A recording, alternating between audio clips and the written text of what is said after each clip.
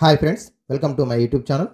ఈ వీడియో నందు TET cum TRT school and mathematics 2018లో జరిగినటువంటి ఎగ్జామ్ నందు వచ్చినటువంటి ప్రీవియస్ క్వశ్చన్స్, ఏ విధమైనటువంటి కాన్సెప్ట్ నుంచి ఏ రకమైనటువంటి క్వశ్చన్స్ ఇవ్వడం జరిగింది, వాటి యొక్క సాధనలను ఈ వీడియో నందు నేర్చుకుందాం. ముందు వీడియోలో కూడా 6 క్వశ్చన్స్ నేర్చుకోవడం జరిగింది. దాని కంటిన్యూస్గా రెండో వీడియోలో కూడా రిమైనింగ్ క్వశ్చన్స్ను ఏ విధంగా సాల్వ్ చేయొచ్చో చూద్దాం.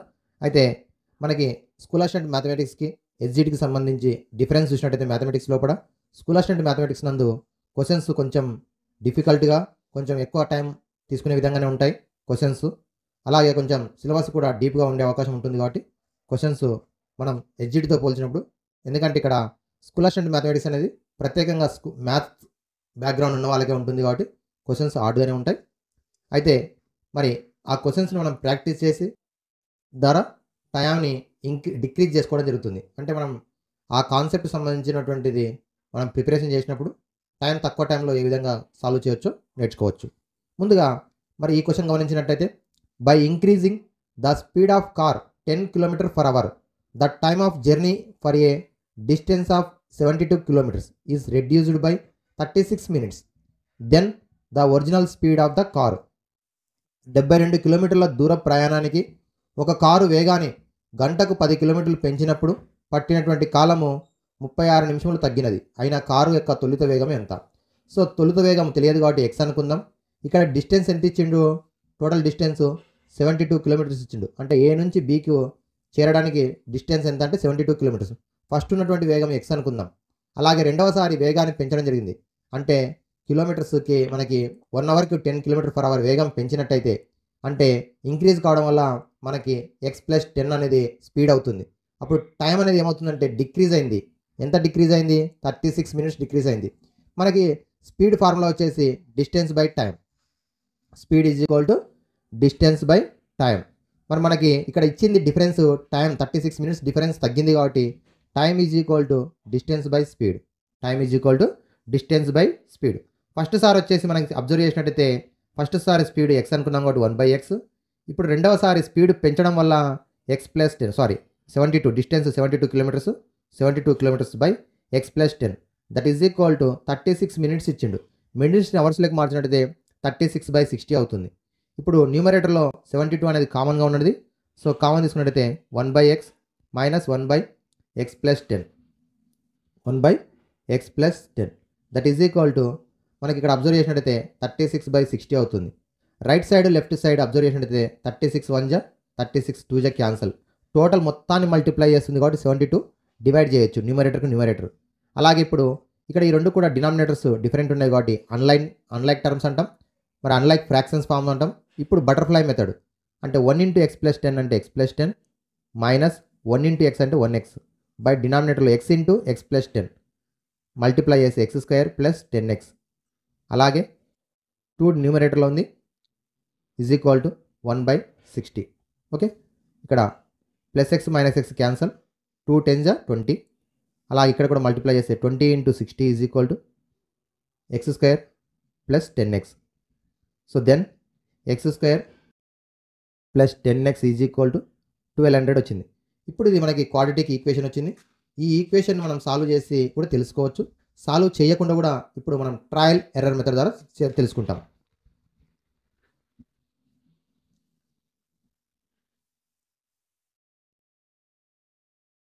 చూడండి, ట్రయల్ ఎర్రర్ మెథడ్ అంటే మనకి ఇచ్చినటువంటి ఆప్షన్స్లో కూడా ఫస్ట్ ఆప్షన్ ఎంత ఉంది? 25 ఉంది. 25² అంటే 625 + 25 10 250. 625కు 250 యాడ్ చేసి 875 వస్తుంది. కానీ రైట్ సైడ్ ఎంత ఉంది? 1200 ఉంది. కాబట్టి first option wrong. Second option 30² అంటే 900 + 4 30 300, 900 + 300 1200 అవుతుంది. So option 2 is the correct option. అనేది కరెక్ట్ అవుతుంది కాబట్టి so option 2 is the correct option. ఒకవేళ ఆప్షన్ 2 రాంగ్ అయితేనే థర్డ్ ఆప్షన్ చెక్ చేస్తాం. ఆప్షన్ 2 కరెక్ట్ అయింది కాబట్టి మనం నెక్స్ట్ ఆప్షన్ చెక్ చేయాల్సినటువంటి అవసరం లేదు. Next question, if a, 0, 0, b and 1, 1 are collinear points, then the value of 1/a + 1/b. 3 బిందువులు ఇచ్చిండు. ఈ 3 బిందువులు సరేకియాలు అయితే 1/a + 1/b విలువ ఎంత? ఫస్ట్ ఇది కొలినియర్ పాయింట్స్ అంటే ఏంది?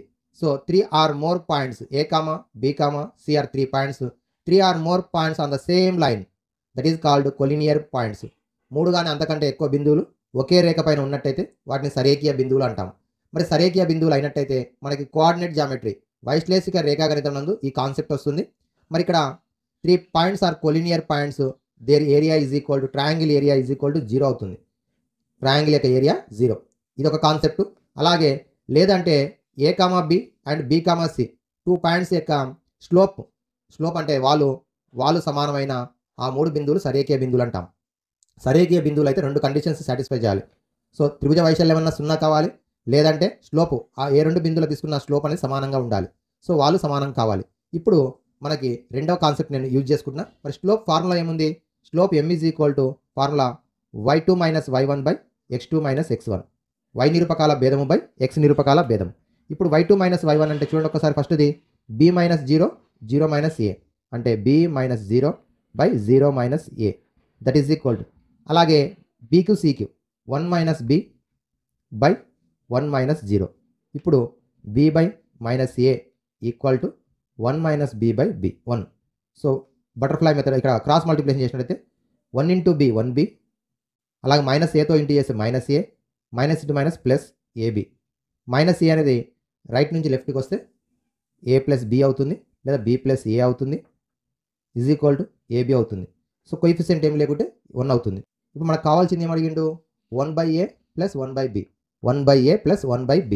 సో ఇప్పుడు ఏబి అనేది మల్టిప్లై చేస్తుంది, రైట్ సైడ్కి వస్తే లెఫ్ట్ సైడ్కి వస్తే డివైడ్ అవుతుంది, అంటే each term divide by ab 1 అవుతుంది. లేదా ఆల్ టర్మ్స్ డివైడ్ చేసినా కూడా సేమ్ వస్తుంది. చూడండి ఒకసారి, first term second term, right side first term, all terms divide చేస్తున్నాం.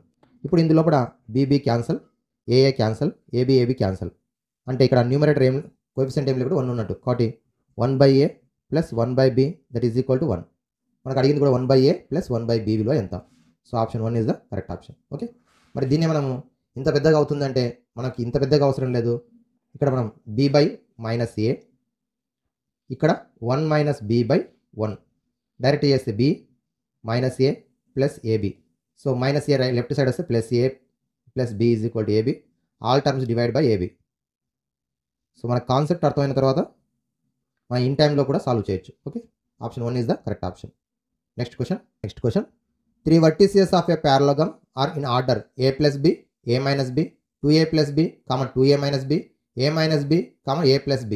Here these points let a, b, c అనుకుందాం. d పాయింట్ ఇవ్వలేదు కాబట్టి x, y అనుకుందాం. మనం ఫైండ్ అవుట్ చేయాల్సిందే 4th వర్టెక్స్. ఈ 3 కూడా ఏమో చెప్పిండు, సమాంతర చతుర్భుజం యొక్క 3 శీర్ష బిందువులు అయితే 4వ శీర్షాన్ని తెలుసుకోవాలి. మనం ఇక్కడ గుర్తించాల్సింది ఏంటంటే సమాంతర చతుర్భుజం లోపల మనకి ఎలా ఉంటుంది ధర్మాలు. సో సమాంతర చతుర్భుజం లోపల ఎదురెదురు భుజాల పొడవులు సమానంగా ఉంటాయి. అలాగే అయితే ఇక్కడ పొడవులు తెలుసుకోవడానికి మనకి పాసిబిలిటీ లేదు, ఎందుకంటే వాటి యొక్క విలువలు అనేవి చరరాశుల్లో ఇచ్చిండు. నెక్స్ట్ ఇది వచ్చేసి మరి కర్ణాలు సమద్వీకరణం చేసుకుంటాయి. కర్ణాలు సమానంగా ఉండవు కానీ కర్ణాలు సమద్వీకరణం చేసుకుంటాయి. సమద్వీకరణం అనగా ఏసీ మధ్య బిందువు ఎంత ఉంటుందో బీడీ మధ్య బిందువు కూడా అంతే ఉంటుంది. మరి ఏసీకి మధ్య బిందువు అంటే ఏ బిందువు, సి బిందువు, మధ్య బిందువు. మరి మధ్య బిందువుకు సూత్రము x1 plus x2/2 y1 plus y2/2. So x1 plus x2/2, y1 plus y2/2. ఇక్కడ మనము డైరెక్ట్గా రాస్తున్నాం. ఏ అనేది ఇక్కడ x నిరూపకానికి సమానం అవుతుంది, అంటే ఏసీ యొక్క x నిరూపకం ఎంత ఉంటుందో బీడీ యొక్క x నిరూపకం కూడా అంతే ఉంటుంది. అలాగే ఏసీలో y నిరూపకం మధ్య బిందువు ఏదైతే ఉందో దాని యొక్క y నిరూపకము, బీడీ యొక్క మధ్య బిందువు y నిరూపకం సమానంగా ఉంటాయి. ఇప్పుడు ఏసీకి తీసుకుందాం. ఏసీ అంటే ఏముంది ఇక్కడ ఏ ప్లస్ బి x నిరూపకం. అలా ఇక్కడ x2 నిరూపకం ఏమొస్తుంది a మైనస్ b బై 2. ఇందులో బి ఇందులో x నిరూపకం 2a ప్లస్ b, ఇక్కడ x నిరూపకం x బై 2. అలాగే y నిరూపకాలు సేమ్ ఇటు సైడ్ రాస్తున్నాం, a మైనస్ b, ఇందులో a plus b by 2 that is equal to బీడీకు మధ్య బిందువు 2a minus b plus y by 2. ఇందులో కూడా డినామినేటర్లో 2 క్యాన్సల్, న్యూమరేటర్లో బీబీ క్యాన్సల్, ఇక్కడ కూడా minus b plus b cancel. Okay, remaining a plus a 2a, ఇటు సైడ్ 2a plus b plus x. ఇందులో 2a క్యాన్సల్, ప్లస్ మనకు కావాల్సింది x వాల్యూ 4వ శీర్షం 4th వర్టెక్స్ ఫైండ్ అవుట్ చేయాలి కాబట్టి ప్లస్ b అనేది రెండవ సైడ్ వస్తే x is equal to minus b. ఇక్కడ కూడా 2a is equal to 2a minus b plus y plus 2a cancel. Left side right side ఉన్నప్పుడు one side ఉంటేనేమో plus minus ఉండాలి, పాజిటివ్ ఒకటి నెగిటివ్ ఒకటి ఉండాలి. బోత్ సైడ్స్ ఉంటేనేమో బోత్ ఆర్ సేమ్ సింబల్ ఉండాలి. నెక్స్ట్ ఇది -b అనేది లెఫ్ట్కి వస్తే plus b is equal to y. Therefore మనకు కావాల్సింది x, y అనేటువంటి బిందువు కాబట్టి -b ఏమో x నిరూపకం, y నిరూపకం ఏమో b. So -b, b option చూడండి ఒకసారి. Third option is the correct option. Third option. Okay, next question. The angle of elevation of the sun when the length of shadow of pole is √3 times of the height of the pole. ఒక స్తంభం యొక్క పొడవు plus స్తంభం యొక్క ఎత్తు, పొడవు అన్న స్తంభం యొక్క ఎత్తు, దాని నీడ √3 రెట్లు. ఒక స్తంభం యొక్క పొడవుకు దాని నీడ √3 రెట్లు అయిన నీడ చివరి బిందువు సూర్యునితో చేయి ఊర్ధ్వ కోణం. సో యాంగిల్ ఆఫ్ ఎలివేషన్ θ అనుకుందాం. అలాగే length or height of the pole h అనుకుందాం. షాడో √3 టైమ్స్ ఉంది. షాడో నీడ పొడవు ఎంత ఉంది? Length of the shadow of the pole is √3 times of the height of the pole. ఇప్పుడు మరి ఇక్కడ టీటాకు ఇదేమో ఆపోజిట్ సైడ్ అవుతుంది, ఇదేమో అడ్జసెంట్ సైడ్ అవుతుంది. ఆపోజిట్కు అడ్జసెంట్ సైడ్కి ఉన్నటువంటి relation tan θ. So tan θ is equal to opposite 1h/√3 times of h cancel అయితే 1/√3 వస్తుంది. tan θలో 1/√3 అనేది tan 30 degreesకి ఉంటుంది. సో బోత్ సైడ్స్ మనం అబ్జర్వ్ చేసినట్టయితే సేమ్ ట్రిగామెట్రిక్ రేషియో ఉన్నట్టయితే వాటి యాంగిల్స్ ఈక్వల్ అవుతాయి.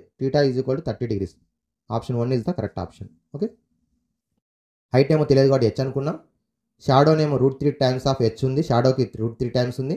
యాంగిల్ ఆఫ్ ఎలివేషన్ θ అనుకున్నాం, సూర్యునితో చేయటువంటి కోణము.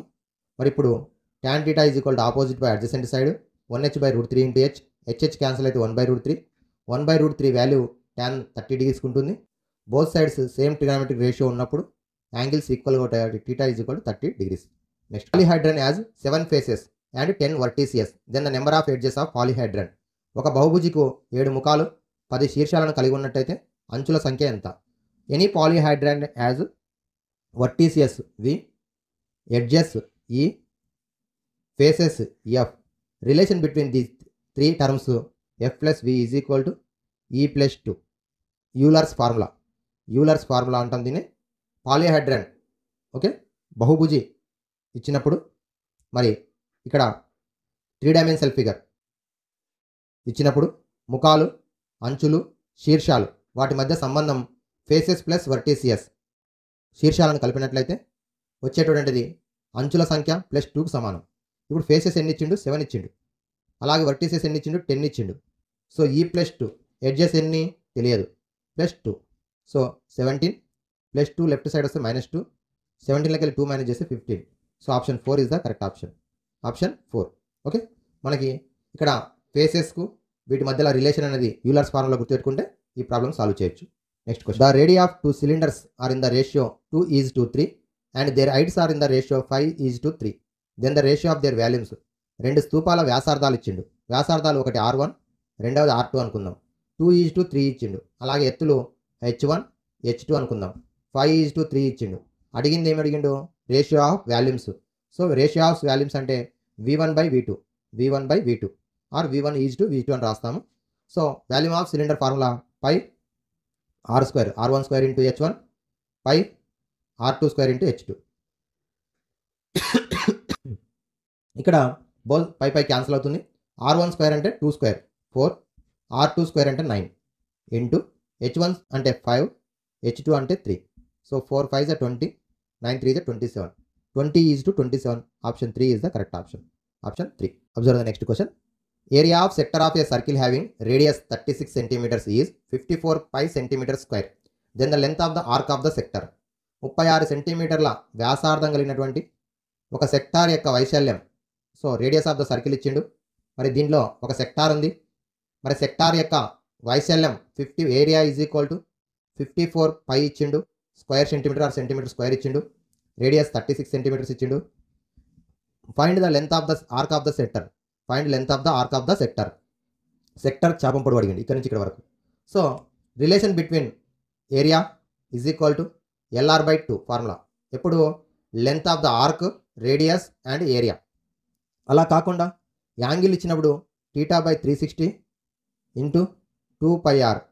ఇదేమో యాంగిల్ ఇచ్చినప్పుడు సెక్టార్ యాంగిల్ అనేది ఇచ్చినప్పుడేమో రేడియస్ ఇచ్చినప్పుడు లెంత్ సెక్టార్ యొక్క లెంత్ తెలుసుకోవడానికి, సో చాపం యొక్క పొడవు తెలుసుకోవడానికి L = θ/360 into 2πr.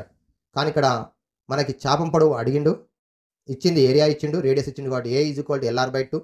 So A అంటే 54 pi is equal to L into R అంటే 36 సెంటీమీటర్స్ బై 2. సో ఇప్పుడు క్యాన్సల్ చేసినట్టయితే 2 1 జా 2, 2 18 జా, మరి 18 1 జా, 18 3 జా cancel. So left side L is equal to right side L is equal to left side 3 pi, L is equal to 3 pi. Option 3 is the correct option. Okay. Question, 2 parallel sides of a trapezium are 40 centimeters and 20 centimeters. If its non-parallel sides are both are equal and each being 26 centimeters, then the area of the trapezium. ఒక trapezium సమాంతర భుజం పొడవు 40 సెంటీమీటర్లు ఒకటి, 20 సెంటీమీటర్లు ఒకటి. అసమాంతర భుజములు రెండు కూడా సమానంగా ఎంతకు సమానంగా ఉన్నాయి? 26 సెంటీమీటర్లకు సమానంగా ఉన్నాయి. అయినా ట్రెపీజియం వైశాల్యం ఎంత? సో మరి ఒక జత ఎదురు భుజాలు సమాంతరంగా ఉన్నట్టయితే ట్రెపీజియం అంటాము. ఆ ట్రెపీజియం లోపల అసమాంతర భుజాలు కూడా సమానమైనట్టయితే దాన్నే సమద్విబాహు సమలంబ చతుర్భుజము అంటాము. సమద్విబాహు ఐసోస్కేల్స్ ట్రెపీజియం అని అంటాము. ఇందులో కూడా 26 ఇచ్చిండు, 26 ఇచ్చిండు. ప్యారలల్ సైడ్స్ లోపల ఒకటి 20 ఇచ్చిండు, ఒకటి 40 ఇచ్చిండు. ఇప్పుడు మనకు అడిగినటువంటిది ఏరియా ఆఫ్ ట్రెపీజియం అడిగిండు. So area of trapezium is equal to formula half into some of parallel sides, some of parallel sides into distance between parallel sides. ఈ హైట్ అడిగిండు, హైట్ ఇచ్చిండు. ఇది formula half into A plus B into H. ఇందులో half into A plus B అంటే 40 + 20 60 అవుతుంది, into height. Height ఇవ్వలేదు ఈ problem లోపల. ఎందుకు ఇక్కడ ఇవ్వలేదు? ఏమి ఇచ్చిండు మనకి? నాన్ ప్యారలల్ సైడ్స్ యొక్క లెంత్లు ఇచ్చిండు 26 26. మరి ఏ విధంగా ఫైండ్ అవుట్ చేసామంటే ఇక్కడ పర్పెండిక్యులర్ లైన్ గీస్తాం. పర్పెండిక్యులర్ లైన్ గీసినట్టయితే మరి ఇక్కడ పర్పెండిక్యులర్, ఇక్కడ పర్పెండిక్యులర్ గీస్తే ఇక్కడ ఎంత ఉంది? ఇక్కడ అంతే ఉంది, 20 ఉంటుంది. నెక్స్ట్ వచ్చేసి ఇక్కడ రిమైనింగ్ 10 ఉంటుంది, ఇక్కడ 10 ఉంటుంది. ఇప్పుడు పైథాగరస్ థీరం ప్రకారం ఇది కర్ణం అవుతుంది, ఇది ఒక భుజం అవుతుంది. రెండవ భుజం తెలుసుకోవాలి. సో రెండవ భుజాన్ని మనం ఒకవేళ బి అనుకున్నట్టయితే B is equal to Pythagoras సిద్ధాంతం ప్రకారం కర్ణం హెచ్ అనుకుంటాం, తెలిసిన భుజాన్ని ఏ అనుకుంటాం. రెండవ భుజం b is equal to root of h square minus a square formula. దీని ప్రకారం రూట్ ఆఫ్ హెచ్ అంటే 26 స్క్వేర్ మైనస్ 10 స్క్వేర్. 26 స్క్వేర్ అనగా 676 మైనస్ 10 స్క్వేర్ అనగా 100. 676కి వెళ్ళి 100 తీసివేస్తే 576. 576 యొక్క వర్గమూలం 24. సో ఇప్పుడు హైట్ ఎంత వచ్చింది? 24 వచ్చింది. ఇప్పుడు 2 ఒకట్ల 2 12ల క్యాన్సిల్ అవుతుంది. 12 60ల 720, 12 60ల 720 square centimetres. Option 3 is the correct option. చూడండి ఈ విధంగా సాల్వ్ చేసినాం. ముందుగా అసమాంతర భుజాలు తీసుకుని పొడవులు సమానం అని చెప్పిండు. అలాగే సమాంతర భుజాల పొడవులు 40 20 అని ఇచ్చిండు.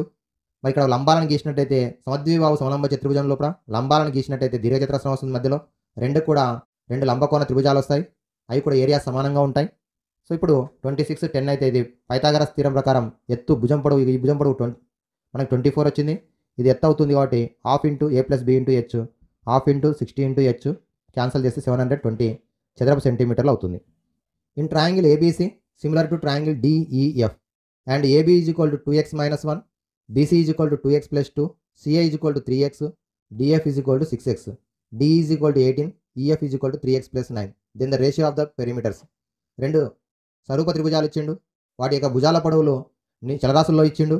అలాగే చుట్టుకొలతల నిష్పత్తి అడిగిండు. మరి ఇక్కడ 2 త్రిభుజాలు స్వరూప త్రిభుజాలు అయితే వాటి అనురూప భుజాల నిష్పత్తులు సమానం.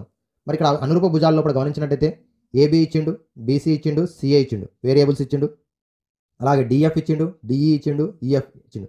ఇందులో ఒక డిఈ మాత్రమే డైరెక్ట్ నెంబర్ స్థిరాంకం ఇచ్చిండు. సో డిఈతో రిలేషన్ ఉన్నటువంటిది ఏది? ఇది. దీనికి రిలేషన్ అనేది ఏబీ. సో అనురూప భుజాల నిష్పత్తి సమానం కాబట్టి A B by D E equal to remaining. మరి మనకి స్థిరాంకం లేకుండా ఓన్లీ చరరాశి పదం అనేది సిఏ. సిఏ అంటే first last letter. So C A by ఇక్కడ first last letter F D, F D. ఇప్పుడు ఏబి అనగా 2x - 1, డిఈ అనగా 18, సిఏ అనగా 3x, ఎఫ్డిఆర్ డిఎఫ్ అనగా 6x. క్యాన్సల్ చేస్తే 2 2 1 2 9 క్యాన్సల్. 9 డివైడ్ చేస్తుంది, రైట్ సైడ్ వస్తే మల్టిప్లై అవుతుంది. సో రైట్ సైడ్ క్యాన్సల్ అయిందంటే 1తో క్యాన్సల్ అయింది కాబట్టి 2x - 1 ఈజ్ ఈక్వల్ టు 9 అవుతుంది. 2x is equal to -1 right side వస్తే +1 కాబట్టి 10 అవుతుంది. x is equal to 2 multiply చేస్తుంది, రైట్ సైడ్ వస్తే డివైడ్ కాబట్టి 5 అవుతుంది. So x is equal to 5 అయింది. మరి ఇక్కడ 5 రాస్తే ఏబి అంటే మనకి మరి ఇక్కడ చుట్టుకొలతల నిష్పత్తి అడిగిండు. చుట్టుకొలతల నిష్పత్తి సూత్రము వాటి అనురూప భుజాల నిష్పత్తికి సమానం.